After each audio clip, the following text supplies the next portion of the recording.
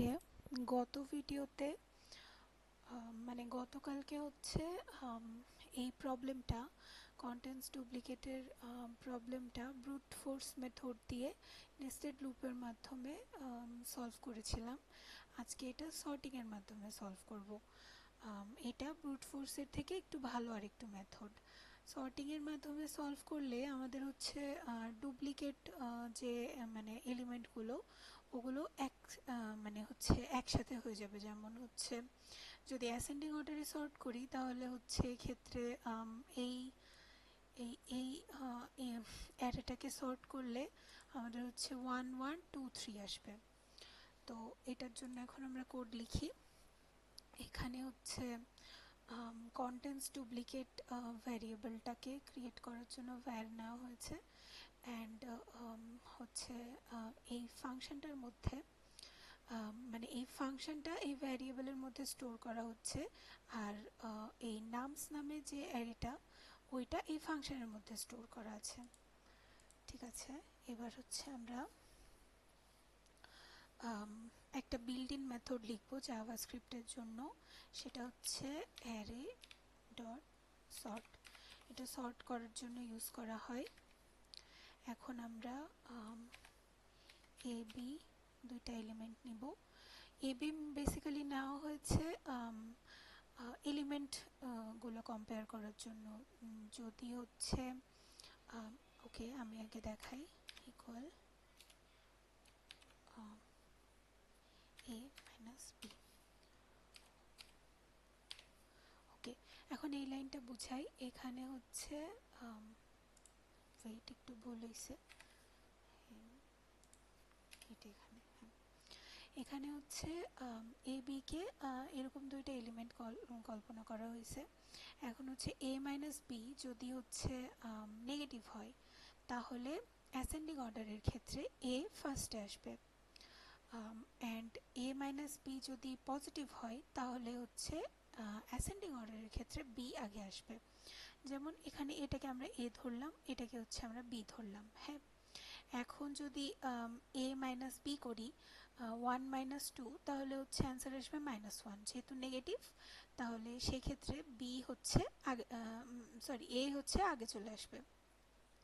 And হচ্ছে same আমরা যদি এখানে খেয়াল করি 3 আর 1, 3 হচ্ছে এ আর 1 হচ্ছে বি, তাহলে 3 মাইনাস 1 2, তাহলে হচ্ছে এটা পজিটিভ হচ্ছে, তাহলে সেক্ষেত্রে এ বি এখানে হচ্ছে বি আগে চলে আসবে, যেহেতু আমরা অ্যাসেন্ডিং অর্ডারে সাজাচ্ছি সেই জন্য। এখন হচ্ছে এভাবে কম্পেয়ার করে আমরা হচ্ছে সর্ট করতে পারবো। এটা আসবে 1 1 2 3। ওকে, এখন আমরা হচ্ছে কন্ডিশন দিব। কন্ডিশন হচ্ছে for I equal to 1, I less than nums dot length I plus plus। এখন এই লুপের জন্য আমি এই লুপটা বুঝাই।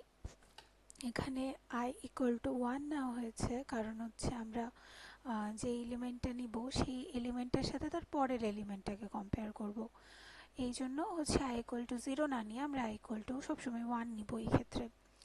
আর হচ্ছে নামস ডট লেন্থ হলো এলিমেন্ট কয়টা এলিমেন্ট আছে সেটাকে বোঝাচ্ছে, মানে হচ্ছে অ্যারের লেন্থটা। এখানে হচ্ছে 4টা এলিমেন্ট আছে তাই অ্যারের লেন্থ হচ্ছে 4।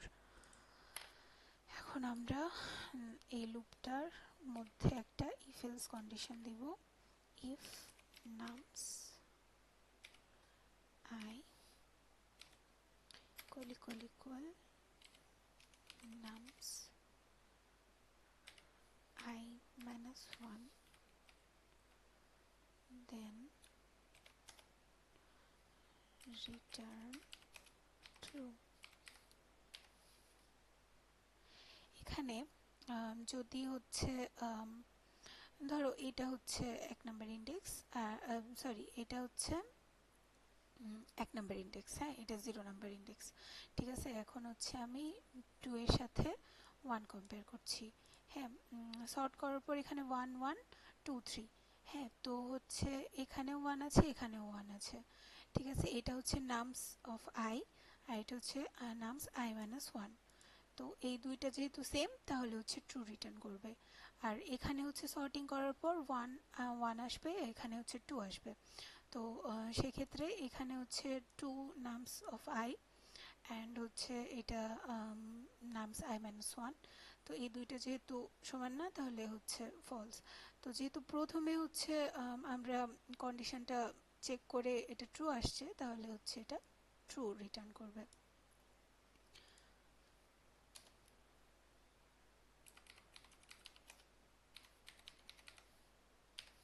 এখানে যদি ডুপ্লিকেট ভ্যালু না থাকতো তাহলে হচ্ছে এটা ফলস রিটার্ন করতো। ওকে, এখন আমরা হচ্ছে রান করলাম, অ্যাকসেপ্টেড। দ্যাট মিনস আমাদের হচ্ছে প্রসেসটা ঠিক আছে।